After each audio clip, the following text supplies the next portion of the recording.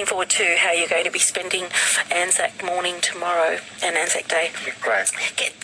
Try get cracking into them biscuits, Anzac biscuits, and posting them on my Facebook page so that I can judge who's got the best looking Anzac bickies. Yeah. And look, I'm not going to turn my nose up at like burnt or brown bits. You know what I mean? No. It's all about the love in it. All you got to do is put Nutella over it, and you're fine. You can get it back. And that's the extra ingredient. So I want you to add an extra ingredient that's going to make it, give it specifically your twist on it. Oh, come on. And I like the fact that you said Nutella. So people have recommended raisins, quinoa, chia seeds, pumpkin seeds. Yeah, chocolate chips, milk chocolate chips, dark chocolate chips, or white chocolate chips.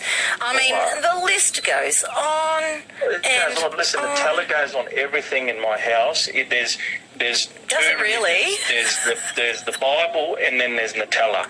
That's in our house. It's the second greatest law. We do not run out of Nutella in this house. That is fantastic. That is fantastic. I made my first Nutella pizza the other day. Oh, what'd you do? So I made my own. What you put on top? So I made my own hazelnut praline, and then I crushed it up, and then I put Nutella over the pizza base, and then I sprinkled hazelnut praline over the top of that.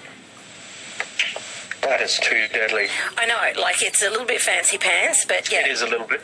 Yeah, and you know what? I couldn't roll back in Mount Isa with it, but down in Sydney I'll get away with it. Canberra.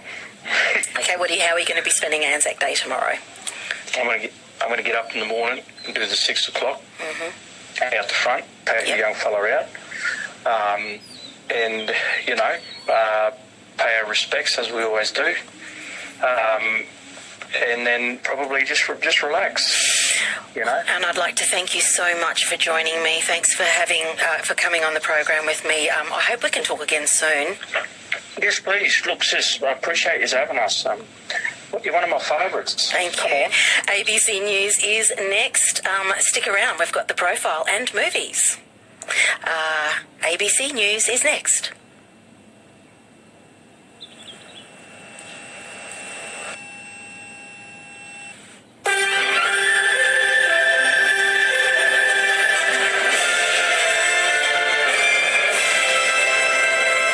ABC News with Glenn Lauder. Prime Minister Scott Morrison says some aged care providers have been overzealous in imposing social restrictions on residents.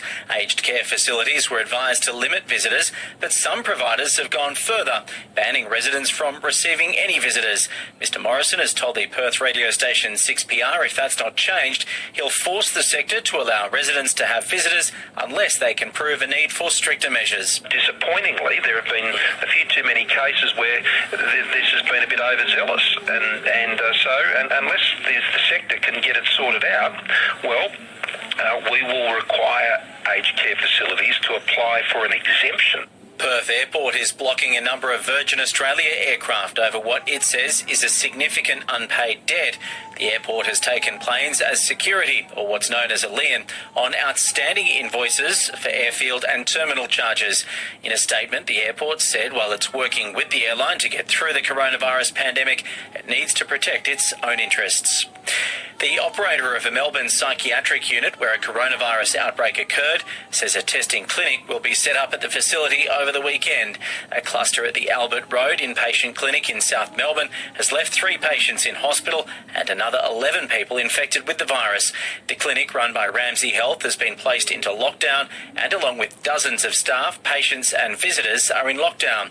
Ramsay Health's Bernadette Ether says 30 patients remain at the facility. But the patients are all currently being isolated. They're all in their rooms, and staff are managing them all under the right infection prevention and control precautions.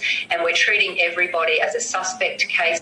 The US President Donald Trump has raised the possibility of using injections of disinfectant as a means of fighting coronavirus for sufferers of COVID-19.